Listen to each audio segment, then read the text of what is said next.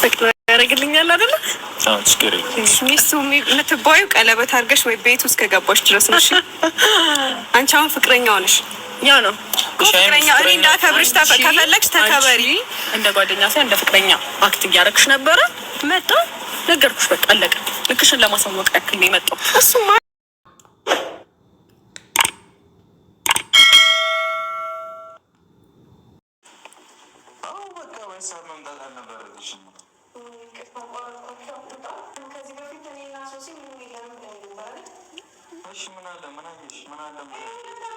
ቤተሰብ እች ሶስና የምትባልሽ ከዚህ በፊት መታ ባሌ ነው ምኔ ነው ብላ ብዙ ህይወቶችን ብዙ ነገሮችን አበለሻሽታ ሄዳ አሁን ድጋሚ ከቡርኬ ጋር አልጋ ላይ ሆና ፕራንክ ነው ይላሉ። እንደዚህ አይነት ፕራንክ የለም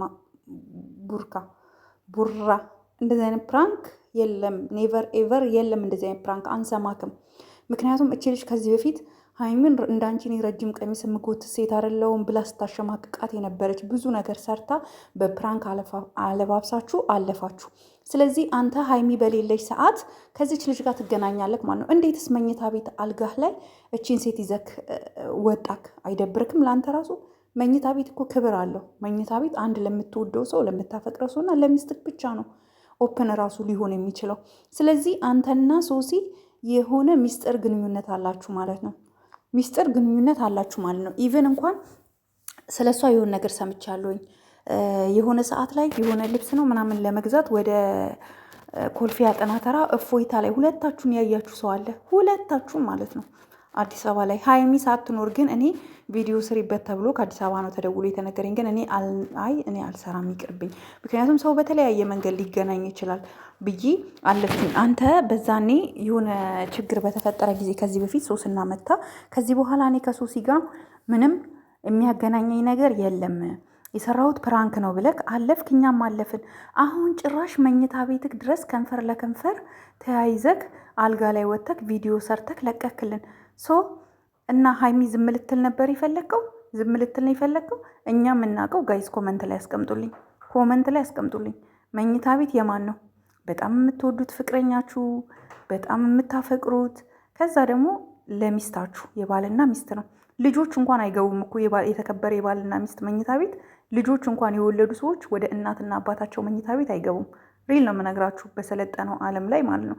አንተ ግን ጭራሽ አልጋህ ላይ ሴት ይዘክ ካሜራ ደቅነክ ምናምን ነገር። ከዛ በፊት ምን ስትሰሩ ነበር? ለምሳሌ ሀይሚ ከመድረሷ በፊት ምን እየሰራችሁ ነበረ? ይህንንስ ለምን ቀርጸ ካለቀቅልንም?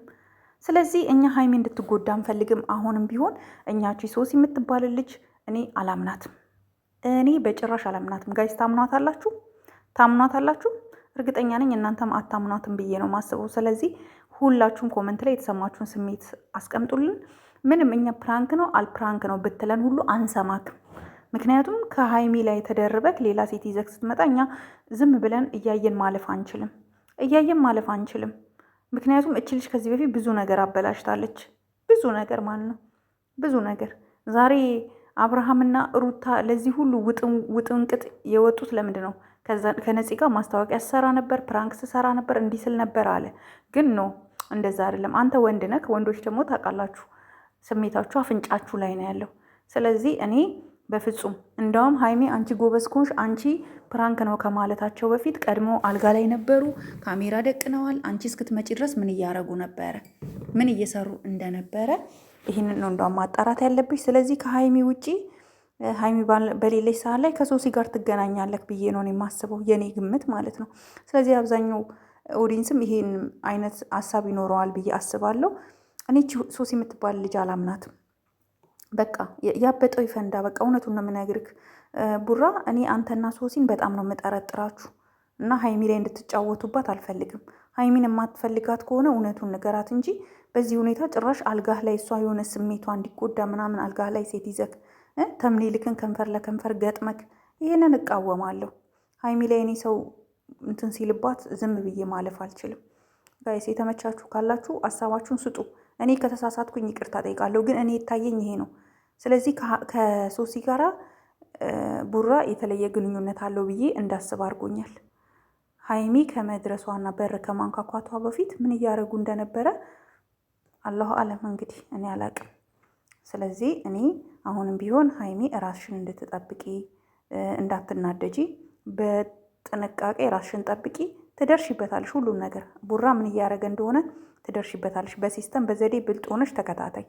በተረፈ ይህንን ቪዲዮ ላይክ፣ ሼር፣ ሰብስክራይብ አድርጋችሁ ለሀይሚ ያድርሱላት። እናንተ ላይክ ባረጋችሁ ቁጥር ይሄ ቪዲዮ ቫይራል ይወጣና ሁሉም ይሰማል ማለት ነው። ያለው እውነታ ይሄ ነው ያለው።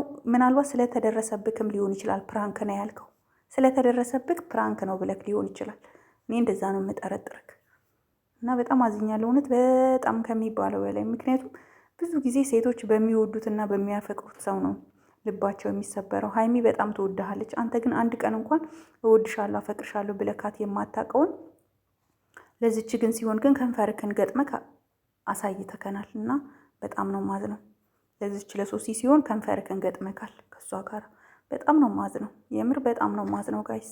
እኔ ተሰምቶኛል በጣም በቃ እውነት በቃ ይቅርታ አድርጉልኝ። እኔ ካጠፋሁኝ ይቅርታ ጠይቃችኋለሁ፣ ግን በቃ ተሰምቶኛል። አንድ ቀን እንኳን ለሀይሚ ያፈቅርሻለሁ የኔ ውድ የኔ ጣፋጭ ብሏት ከንፈሯን ማ ብሎ እንደዚህ ሶሲ ገጥሞ ሳያቅ አሁን ከሶሲ ጋር ከንፈሩን አገጣጥሞልን መጣ። ይሄን ነገር ልታስብበት ይገባል። በጣም ተናድጃለሁ፣ ተቃጥያለሁ ጋይስ። ለማንኛውም እስኪ ላይክ፣ ሼር፣ ሰብስክራይብ ማድረጋችሁን አትርሱ። የኔን ሀሳብ ከተመቻችሁ ከታች የምትፈልጉትን ሀሳባችሁን ጻፉ። ኮመንታችሁን አነባለሁ። ወዳችኋለሁ፣ አከብራችኋለሁ። ሰላም ሁኑልኝ። ባይ ባይ። ላይክ፣ ሼር፣ ሰብስክራይብ እንዳትረሱ። አመሰግናለሁ። ባይ